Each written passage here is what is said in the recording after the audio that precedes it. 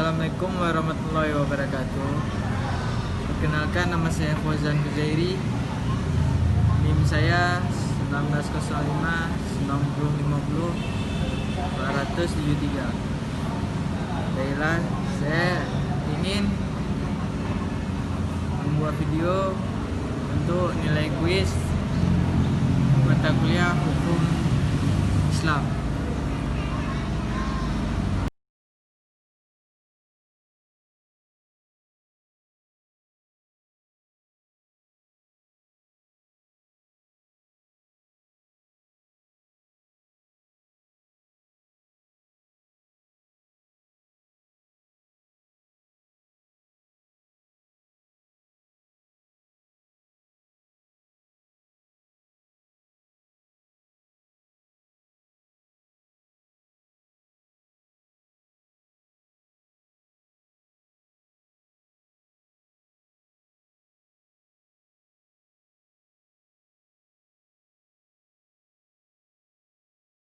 Islam sudah sejak dulu dipelajari oleh bangsa Indonesia. Alasan penduduk yaitu karena sebagian besar bangsa Indonesia beragama Islam.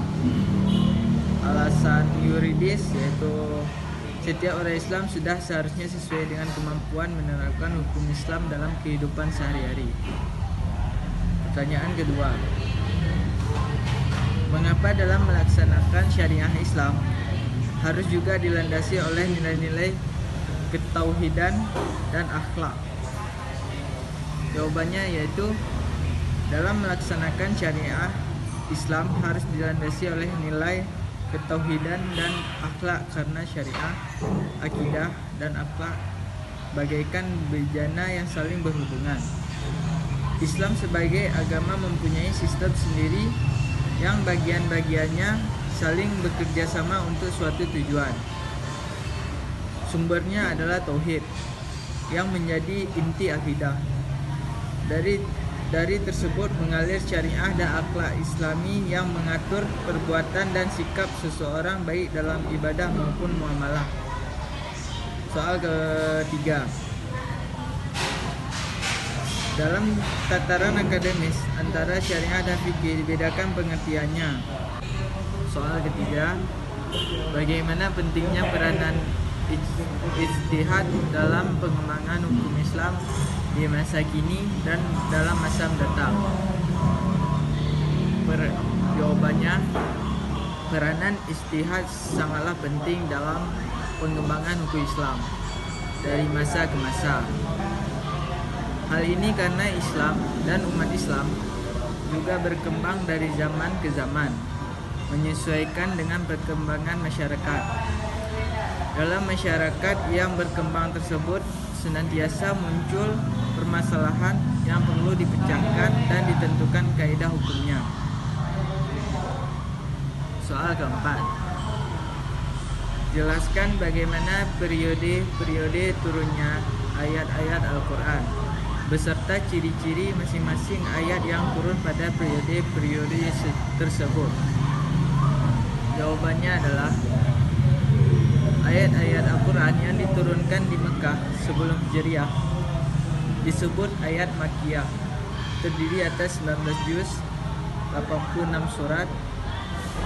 Biasanya ayat-ayatnya pendek, dengan gaya bahasa yang singkat dan padat, serta isinya mengenai tauhid, akhlak, dan hari akhir. Sedangkan ayat-ayat yang diturunkan di Madinah sesudah Hijriah disebut ayat Madaniyah, terdiri atas 11 juz, 28 surat. Biasanya baik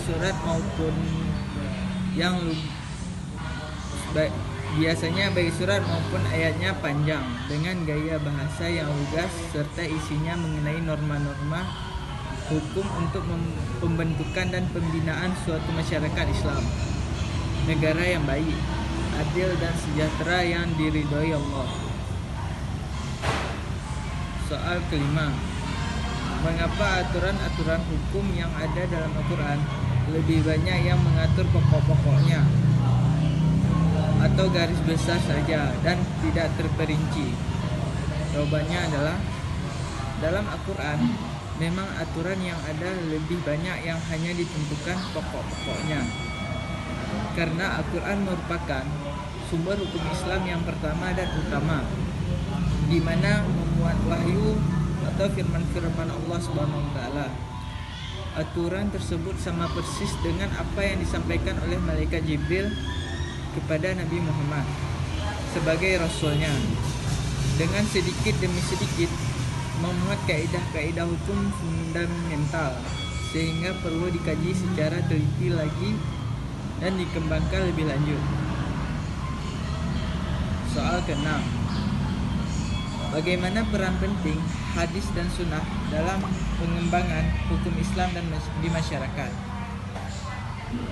Hadis atau sunnah dalam pengembangan hukum Islam berperan sebagai sumber nilai dan norma hukum Islam.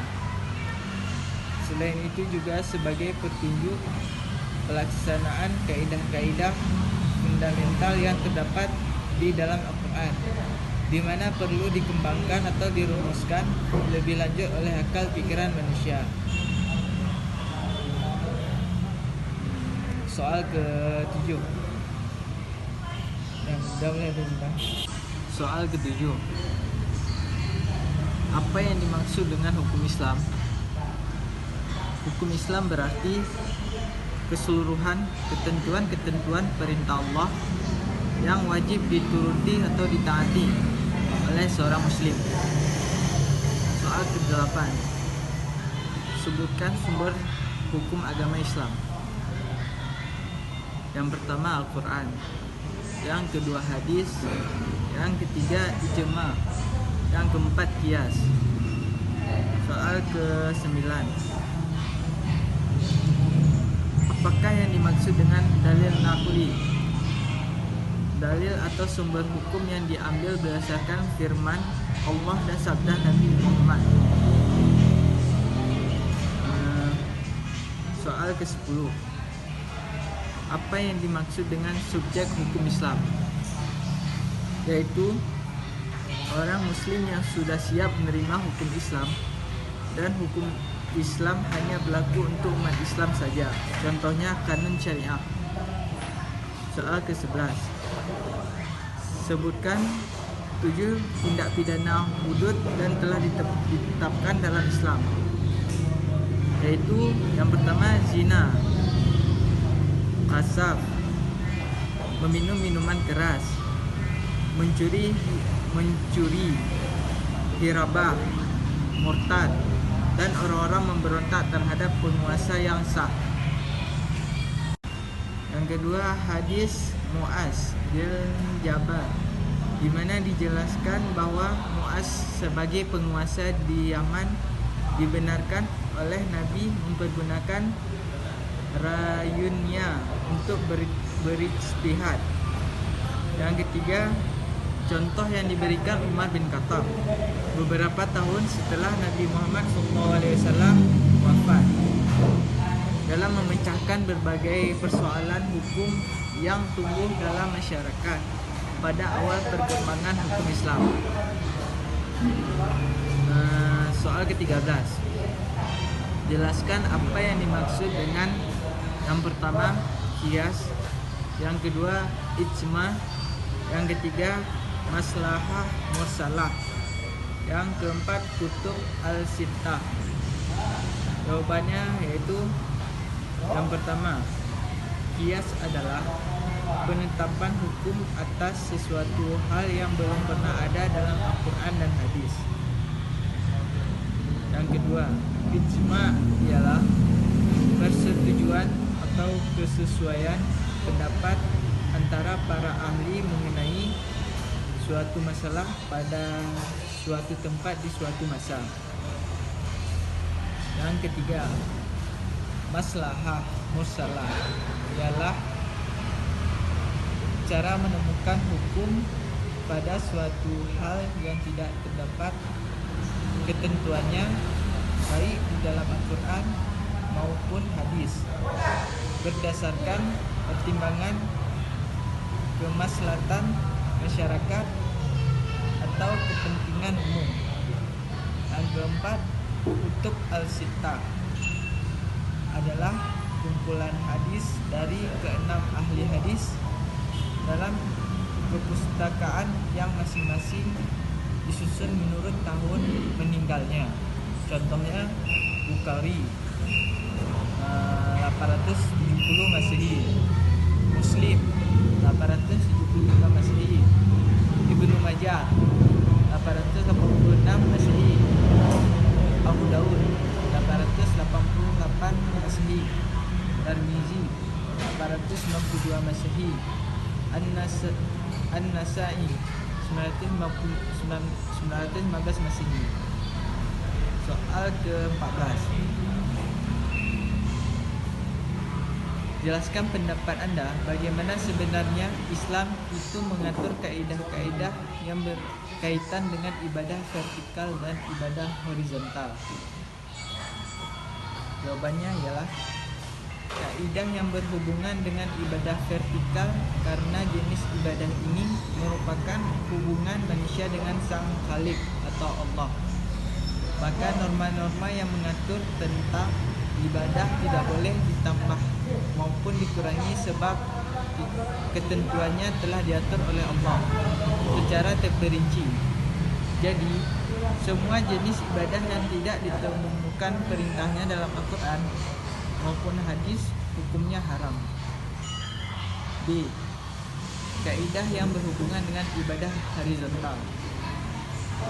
Karena jenis ibadah ini merupakan hubungan antara manusia dengan manusia dan hanya pokok-pokoknya saja yang ditentukan dalam Al-Quran dan hadis. Maka sifatnya terbuka untuk dikembangkan melalui ijtihad manusia yang memenuhi syarat untuk dikembangkan. Semua jenis ibadah ini ialah boleh kecuali yang dilarang dalam Al-Quran dan hadis. Soal ke-15.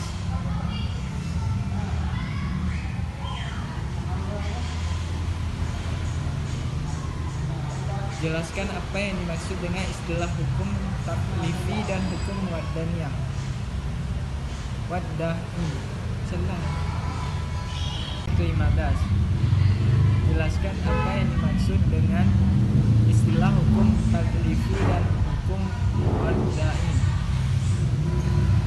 Jawabannya, yang pertama, hukum taklifi merupakan norma-norma yang berisi wajib, anjuran, haram atau mutlak, tidak mutlak, dan kebolehan.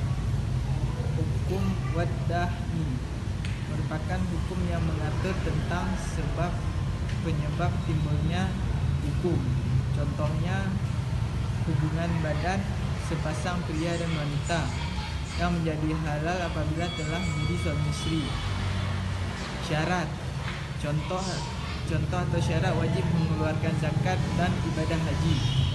Halangan, contoh atau pembunuhan berwaris menghalangi hak mewaris.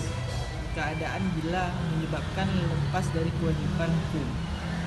Sekian dari saya. Hanya segini yang dapat saya simpulkan, yang dapat saya rangkumkan dari materi-materi selama ini Bapak kasih dari pertemuan pertama sampai pertemuan sekarang. Jadi lebih dan kurang saya mohon maaf. Saya akhiri. Wabillahi taufiq wal hidayah. Assalamualaikum warahmatullahi wabarakatuh.